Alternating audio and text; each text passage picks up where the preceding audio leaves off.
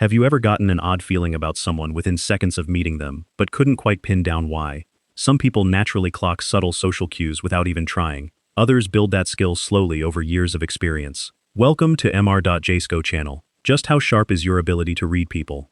Watch each short clip and choose whichever response feels most true to you. You might end up surprised at how tuned in your instincts already are. Honestly, you have such a calming presence. People just naturally trust you, I can tell. I feel like you're one of the real ones. This first scenario is about memory. What actually stayed with you from the way this person spoke to you? Take a moment and think it over. If what you remember most was constant self-promotion or stories that centered entirely on them, that could point toward a one-sided conversation. That doesn't automatically mean someone is a bad person, but it can suggest surface-level charm rather than genuine connection.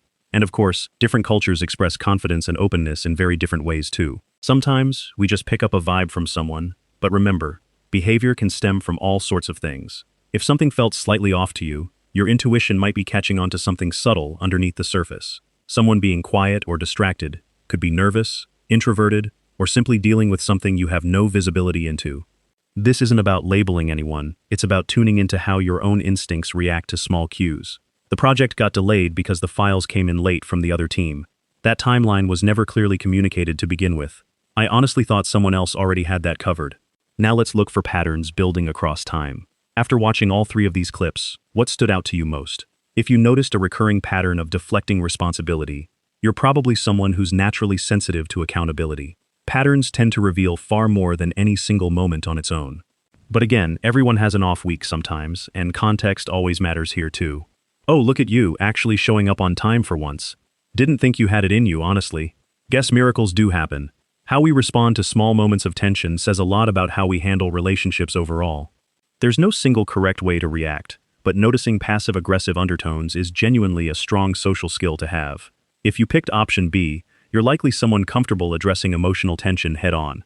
If you laughed it off, or just stayed quiet instead, that's completely fine too. A lot of people react that way. It's all part of developing this skill over time. Inconsistent behavior can be genuinely confusing, and how you end up interpreting it really depends on your own instincts and past experiences. Here's the final scenario for today. Which response feels most like something you'd say? Every single answer here is valid. Sometimes inconsistency stems from emotional immaturity. Other times, it's simply stress, exhaustion, or something deeper happening beneath the surface. What actually matters most is how that pattern makes you feel and whether you still feel respected and secure within it. So, just how sharp is your people reading ability really?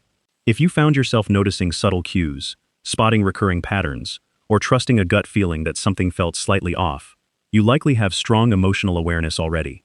And if you didn't pick up on much this time around, that's completely okay too. Reading people is a skill, and like any skill, it sharpens the more attention you give it. And remember, your upbringing, your culture, your personality, even your neurotype, all shape how you interpret the people around you. Everyone experiences the world just a little differently from one another. Whatever your results turned out to be, there's absolutely nothing wrong with that. However you read this quiz, you're completely valid.